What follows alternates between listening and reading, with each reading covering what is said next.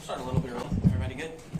Yes, sir. All right. So thank you for joining us this afternoon. My name is Officer Aaron Gonzalez with the Florida Fish and Wildlife Conservation Commission Division of Law Enforcement, the Public Information Officer. We're going to be holding a press conference today to speak about the arrest of Jeffrey Knight, reference to Clearwater vessel collision. I'm now going to introduce at this time the Southwest Regional Commander, Major Evan Laskowski. Major. Thank you all for being here, and good afternoon. Major Evan Laskowski, and that's EVAN LASKOWSKI. I also want to introduce Deputy Chief Law with the Clearwater Police Department, Major Burnside, and Detective Murray. And then up here we also have Assistant State Attorney Ben Lang with the Pinellas County State Attorney's Office, Captain Matt Della Rosa, Investigator Clint Williams, and our PIO Aaron Gonzalez. So last night, with the help of Customs and Border Patrol, we arrested Jeffrey Knight, the operator of the 37-foot vessel that struck the Clearwater Ferry on April 27th. Mr. Knight was charged with 8 counts of leaving the scene of an accident involving serious bodily injury and death, 1 count for deceased victim, and 7 counts for each injured individual that required medical treatment beyond first aid. Mr. Knight will additionally be charged with violating navigation rules to include failure to maintain a proper lookout and failure to maintain a safe speed. The ferry boat captain, Denise Kimmerer, has been charged with violating a navigation rule for failing to have a working stern light at the time of the accident. Once we obtained enough evidence to charge Mr. Knight with leaving the scene of an accident, we learned he was in the Bahamas. We worked with Mr. Knight's attorney to have him fly back to the United States, where we took him into custody at the Clearwater Airport without incident. He was then booked into Pinellas County Jail, where his bond was set at $40,000. Our hearts go out to all those affected by this tragic accident, especially the family of Jose Castro. Our hope is that the conclusion of this investigation can be the first step in bringing closure and justice to his family and all those affected by this event. We appreciate the collaborative effort with the Clearwater Police Department, United States Coast Guard, Pinellas County State Attorney's Office, and the Pinellas County Sheriff's Office on this investigation. Our investigative team did a complete and thorough job and allowed the facts and evidence to lead this investigation. At this point, to go into more specific details about the investigation, I'm going to turn it over to Captain Matt Della Rosa. Hey, good afternoon. It's Captain Matt Della Rosa, D-A-L-L-A-R-O-S-A. Just wanted to cover some of our investigative efforts. I know I spoke with everybody in this room about 3 months ago or so when this event first occurred. There was a lot of questions that were swirling around about what was happening and what may come of that. Today's kind of that day where we get to talk about what was done, the exhaustive efforts that were put out. So I want to make sure that we address that. Our team did a unbelievably great job trying to pull a mountain of evidence together for this case. You can imagine there was numerous witness interviews that had to be completed. We cataloged about 48 witness interviews in total, which encompassed a lot of the people that were on board both of those vessels, as well as another 50 or so interview follow-ups for associated businesses, for attempts to pull video footage, all those kind of things with associated public safety agencies to pull all of this together. So our investigative team had hours and hours and hours of time put in with volumes of data to pull all this together.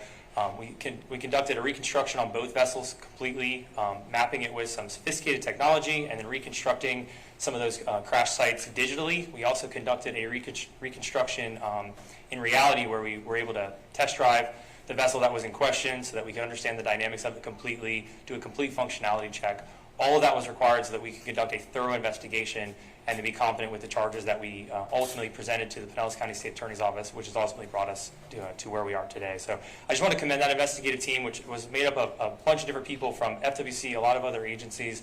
All of it led to a very successful investigation that was fact-based, that was led by the evidence that we had, facts that we could stand on and prove so that we had a clear, competent case that could be filed with everything that was at hand. So with that, I will open to some of those questions, but I do want to talk about what the case itself presented. Can I ask you specifically about that aft light? Because Mr. Knight had earlier claimed that the aft light was not functional. So let me ask you a couple of different questions about that. Number one, how were you able to determine that the aft light was not functional given the damage to the boat and the way that happened? Number two, does that absolve Mr. Knight of any responsibility on the waterway for what occurred So I'll answer that for sort of simply. I don't want to litigate the entire case here. It's Pinellas County State Attorney's Office can be referred to for some of that stuff in terms of how the case will be litigated. Factually speaking, Mr. Kimmerer was charged as the captain of that vessel for not having that light present at the time of the event. That fact has been documented, and that's what those charges were for. Will Mr. Knight be required to wear an ankle monitor while he's out on bond? Yeah, again, that'll be up to the findings from the judge that once they decide what his terms of his release will be. We had some people reach out to us saying that the investigation appears to have taken a long time. Can you speak to that? I know you said you were gathering evidence and trying to make sure you had facts. Can you speak to that part of it? Sure. Relatively speaking, this was a fairly expeditious event for us. Boating accident investigation, I talked about it in this room about 3 months ago, takes a long time. Car accident reconstruction is difficult. Boating accidents present a larger challenge. Everything sinks to the bottom. Evidence isn't readily available. You can't analyze skid marks the same way on a roadway. A lot of times we'll see a roadway closed for 7-8 hours where it's evaluated heavily for a vehicle accident. We don't have that luxury when it comes to boats. So we have to kind of build this stuff back in a different way. We got to build a complete chronology, not just of the seconds that actually led up to the accident, but even the hours and days that preceded that. We have to do significant functionality testing. We did a complete GPS forensic analysis on the GPSs that were available for all the vessels that were there. We did a lot of electrical testing, like the light that was in question, to ensure that we could understand what was and was not functioning at the time of the event. Same would be true for any kind of radar equipment. All of that has to be put together so that we can present a complete chronology of the event itself and be confident with what did occur and then apply our charges as appropriate. Can I ask you a couple of questions about his vessel in particular? Did you find any evidence the night of the accident that his boat was A, taking on water, and B, did it have a functional radar system on that would have indicated where the ferry was to Mr. Knight if he were looking at it? Right, so piecing that apart, the functionality test for us revealed that the radar system was not functioning. But we did not find any water intrusion or any significant issues that would have limited the vessel's capability to remain in place that night. Now, Mr. Knight said that he stayed on scene for a period of time. Can you speak to that period of time in which he left and how these charges resulted from that? Absolutely. So the charges themselves are for the leaving the scene. I know that question's been raised. What were these charges actually for? The charges were for leaving the scene of the accident, which resulted in death and the injury to the individuals that were there.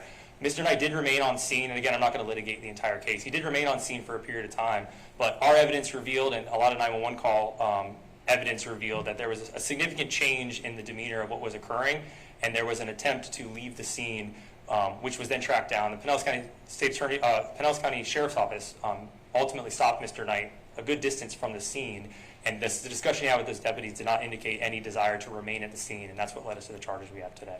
When you say change in demeanor, is that what you're talking about, or describe Mr. Knight's change in demeanor over this? Again, I don't want to litigate it all the way through, but there was a period of time where his vessel and the crew stayed on scene. There were some 911 calls made, but then that 911 call, as it progresses, you can hear a voice that says, I don't want you to say anything. There's a lot of things that are being caught on that 911 call. So with that, we felt there was a significant change in an attempt to not stay. When you add that to what the Pinellas County State Sheriff's Office encountered, there was no attempt to actually complete the exchange of information, rendering all the aid that's possible, as well as if you're looking for the ability of emergency services, all of that would have been at the scene. There was no need to actually leave the scene itself. You think we'd be here today having a press conference if you had just taken responsibility from the start? I don't want to get into the what ifs. We had the facts that we are, and we filed our charges based on those facts. Now, that search warrant, I remember it saying that he was telling passengers on his boat to not call 911 or people to not call 911. Do you see any possibility of future charges stemming from that or anything to do with that topic? I feel confident with the charges that we filed. They're fully fact-based. They're based on the chronology we built, and we'll stand behind the case that we filed. Was Mr. Knight complicit with law enforcement throughout this 3-month period? It's kind of a long period. Yeah, so during that 3-month period, I know that question's come up of what was going on, why hasn't something been done. We've been working our investigative case. For the majority of that, Mr. Knight hasn't been aware of our actions. Ultimately, we've been working a closed case like we would any other case. Mr. Knight was in the Bahamas, but that was irrelevant to the fact that we were working our investigation. We made notification to his attorney, and he was cooperative with returning himself to the United States. What happens to his boating license? Is that already suspended? Any judgments based on the actual case can be rendered at the end. Did you guys have eyes on him the whole time while he was in the Bahamas? Because there was rumors that he might flee even further away, but you guys just... Yeah, we were working our case, and once it was time to file those charges, we were effectively able to get them filed with an arrest yesterday, so I feel confident with that. Can you explain the digital reconstruction? Were you able to recreate the collision that happened, and how that played into this? So again, a lot of that's for courtroom testimony. I talked about it again when we were here 3 months ago. We map with a sophisticated laser system that makes data points all over the vessel, very similar to how car accidents are reconstructed, so that digitally those images can exist and we can kind of see how damage played out. I think I mentioned it the last time that fiberglass and these kind of metals move around different than cars do, so you want to be able to kind of lay that stuff out. What would it have looked like before? How did it kind of indent? What kind of flexibility was existing so that you can really place where people were and what would have happened in the accident, so we can explain the dynamics of the crash and understand what occurred. The stern line, is that a misdemeanor charge? Yes, ma'am, that's a So misdemeanor. outside of the 3 misdemeanors, 1 for the ferry and then 2 for night for proper lookout and whatever the second one. Safe speed. Outside of those 3, which have to do with the actual collision when it happened and like who I guess was at fault, and could any more charges stem from why the collision happened? Yeah, currently the charges we filed are what we're happy with in terms of the investigation being complete at this point. If the Pinellas County State Attorney's Office wants to make any additional information, they can, based on our entire chronology and investigative report that was submitted. But the charges we recommended are what we talked about today. Can you explain to our viewers who, when we go back to the timing of an investigation, and, a lot of this through videos that we saw, through what we heard after the crash and what, whether he left or whether he didn't leave. The people wondering at home, like, why evidence matters and, like, when it all comes into play, like, how it's going to come into play for the courtroom. Can you explain, like, why it matters that you guys have sufficient evidence before making these arrests and how that takes time? Absolutely. So ultimately, we wanted to, if there was a violation, and we said this at the onset, if there was a violation determined, we were dedicated to making sure that we filed whatever was appropriate. There were victims involved. An individual lost his life. We've been in contact with those families and those victims and understood their concerns and their needs. And we wanted to make sure that a case that we brought forward would be legally binding, but also would be based on facts itself. It's easy to move with emotion, unfortunately. It's a tragic case that someone had died, but we wanted to bring forward the case that was based on facts, that was supported by evidence that we could stand behind, and that's what we filed and what we've brought based on this arrest as of yesterday. During this investigation, were you able to determine how fast Mr. Knight was going? Yeah, so some of that will be kind of pieced out in the actual litigation piece of it, but all that would be in the GPS analysis that we don't need to necessarily cover line by line. You said his radar was not working. Is he required on that vessel to have it? No radar is ultimately required on recreational vessels, but it's a piece of lookout material, and it's part of what we would do in a functionality test. So Was there vessel sufficient homicide considered evidence as a charge? about how fast he was going in regards to reckless boating, or did you not have sufficient evidence to bring a charge regarding? no, so we brought that charge of safe speed because the navigation rule that governs safe speed says that you should be traveling at a safe speed to avoid or attend to a risk of collision. And based on the fact that a collision did occur, that navigation rule was violated. This kind of is an example of why we should be less reckless on the waterways. That's a statement that the family gave to us earlier. They said that they hope that this will prevent other people from doing anything like this. Can you also speak to that? Do you think that there will be changes on the waterways? Maybe people will think twice before speeding or drinking. I mean, I know that wasn't the case here, but just being safer on the waterways. We appreciate the support of the family. They've been in contact with us. The statement they put out speaks for itself. They're dealing with a loss in their family, and hopefully these charges help bring them just a little bit of closure. So with that, I'll give Ben Lang a chance if he wants to make any statements from the State Attorney's Office, and then we'll probably close it from there.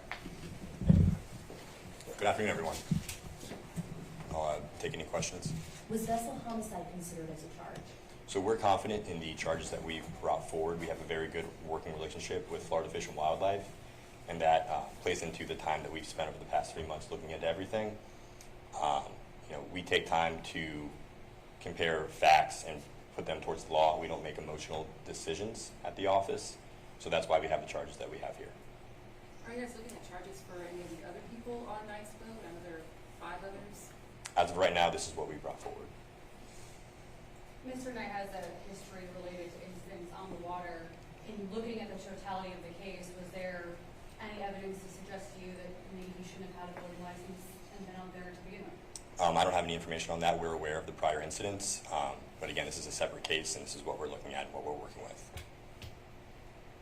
So during this time, his license is not suspended. Does that mean, because I know he's going out, could he use his boat again, or could he operate another boat? My understanding is the condition of his bond was that he was not to operate any vessels.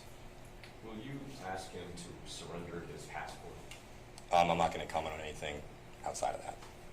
And now that he is on bond, what is next? Is he going to have an ankle monitor, or does he have to be on house arrest, or no? That would be up to the judge. Right now, the next step would be his first appearance at arraignment.